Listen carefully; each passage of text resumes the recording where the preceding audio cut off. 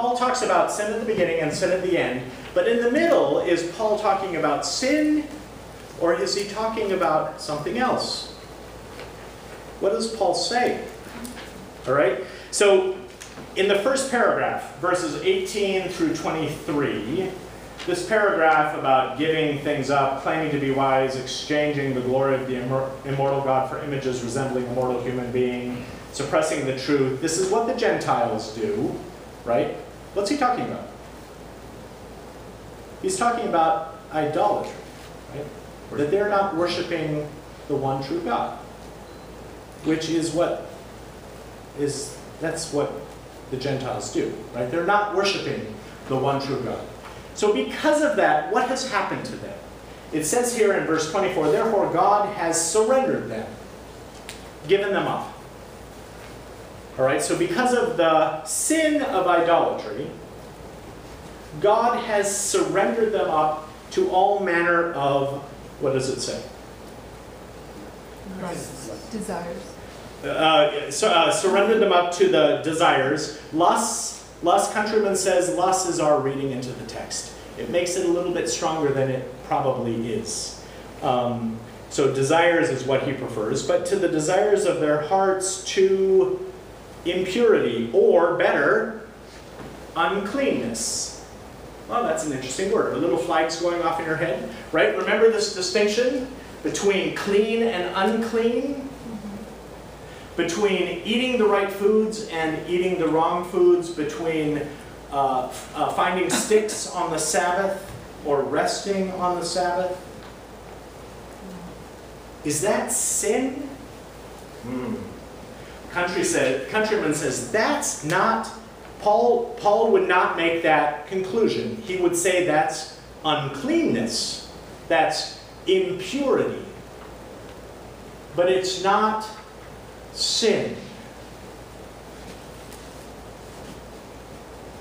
Do you understand this? Is this making any sense? This is pretty crucial for our unpacking of the text. So Countryman suggests that when Paul is speaking in the next couple of paragraphs, he's talking about impurity or uncleanness.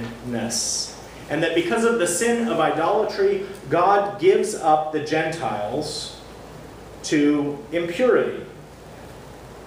In other words, this is Countryman's words. In other words, Paul took the frequency and acceptability of homosexual acts in Gentile culture as evidence that the desires of their heart were different from those of the Jews.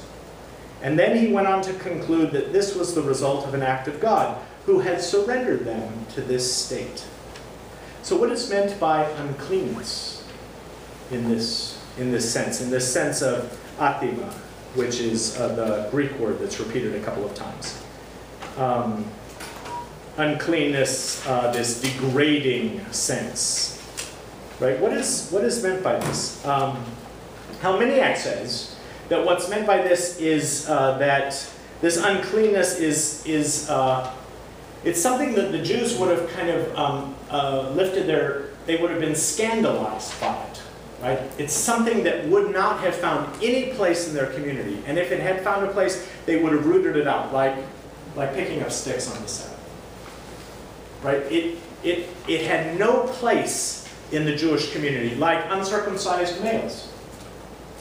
No place in the Jewish community. You were not allowed to be an uncircumcised male and be a member of the people of Israel, to be an heir to Abraham. You were unclean. We should have nothing to do with you. Countryman says, this is what's going on in this text. That Paul is saying we are to regard these people as unclean, like we regard all uncircumcised people, because this is the style of their life. It's a style of life that we don't recognize as our own style of life. We find it to be socially unacceptable. We've stigmatized it. It's something that should have no place in our Jewish community. Does someone have a Bible? Look at 1 Corinthians 11:14. Paul uses the word dishonorable, right, to talk about these unclean passions. that these passions, they are degrading passions. They're passions of dishonor. And I'm not sure what we hear when we hear that, but we probably think, I don't know what we hear. What do you hear when you hear that phrase? God gave them up to degrading passions. God surrendered them to dishonorable passions. What do you think of? What comes to your mind? Any idea? Dave? Anyway. Wipe your hands of them? Oh yeah, wipe your hands. Use that antiseptic gel. Right? I just shook hands with one of them. Yuck! Right? That's what's going on here, right? It just doesn't suit them. So who has 1 Corinthians 11:14? Does not nature itself teach you that if a man wears long hair, it is degrading to him? Degrading, the same word that Paul uses about passions. He uses about long hair. Oh, we aren't talking about sin, like strife, murder, deceit, craftiness, gossip, slanderers, God-haters. We're not talking about that list when we're talking about this. We're talking about something altogether different. We're talking about clean, unclean. We're talking about socially acceptable, socially unacceptable among Jews, among the community of those who are Torah-abiding, law-abiding, righteous heirs to Abraham. So in the Corinthians text, he also used another word, right? Does not nature itself. That word shows up in this text, right? It says here, their women exchange natural for unnatural. It's the same word. And in the same way also the men, giving up natural intercourse with women who were consumed with passion for one another. How do we interpret that text when we hear that? We usually interpret that text in this way, don't we? That Paul is saying that all people have been created to be heterosexual. But some people have given that up, and they've exchanged that way of being, and they are unnaturally with women or unnaturally with men. Well, that kind of interpretation assumes a lot of stuff. It assumes that Paul knows anything whatsoever about heterosexual and homosexual. Paul didn't know how babies were made. It's a lot to ask for Paul to know about gender orientation and sexual identity, or gender identity and sexual orientation, or whatever Pastor Dan said this morning. It's a lot to require. That may be an example of what Christopher Stendhal says is pressing down too hard, right? And making the text say something that isn't here. It's not in the text. Paul might be using degrading passions and natural, unnatural about sex between men and sex between women in the same way that he's talking about long hair, right? In 1 Corinthians. Does not nature itself teach you that if a man wears long hair, it is degrading? Well, that may be true in this room. I don't see very many long-haired men. Are there any long-haired men in this room? But that's no longer true in our society. Would we say that nature teaches us that men should cut their hair? No, we don't. But the custom was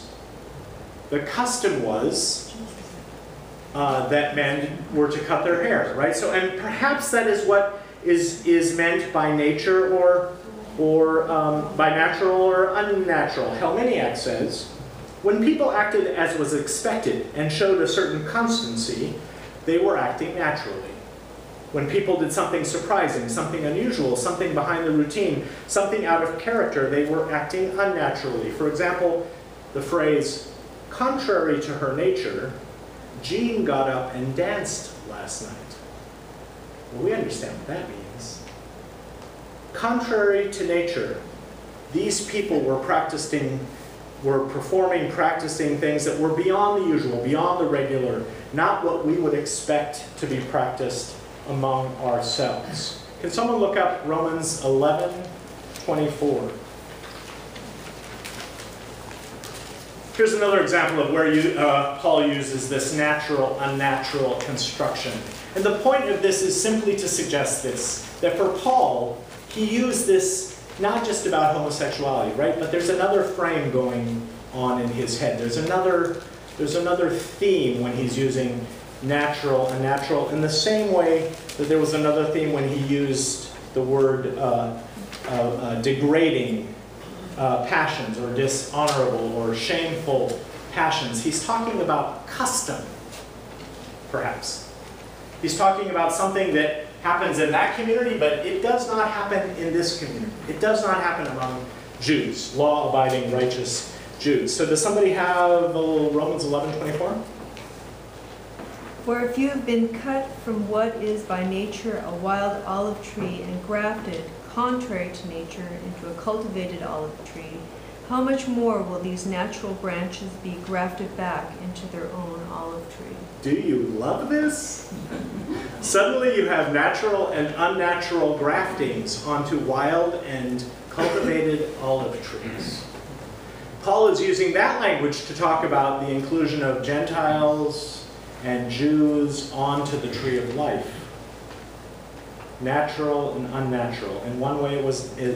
So we have to really back off this text and look again, so that when Paul is talking about dishonorable passions, when he's talking about intercourse, sex that is natural or unnatural, he's talking within the context of a law-abiding, righteous Jewish community, and he's saying these are not our customs. More than that, he says, these people have been undone and are in sin. So do you understand how his argument is being constructed? He starts out by saying, all right, I'm not ashamed of the gospel, it's the power of God. Then he goes, the wrath of God is revealed from heaven against all manner of sin, like the sin of idolatry. Because of this sin, idolatry, this Gentile community has been given over to things that we find they're just yucky. They do things that we don't understand. Uncircumcised men that they are, they have sex with one another, and their women are no better. We don't want to have anything to do with them. And besides that, we all know that Gentiles are murderers and cheats and scoundrels and liars of all kinds, right? That seems to be kind of his argument. He's building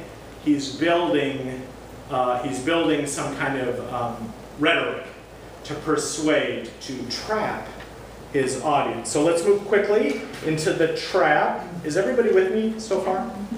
Is anybody kind of saying, what's going on? Okay.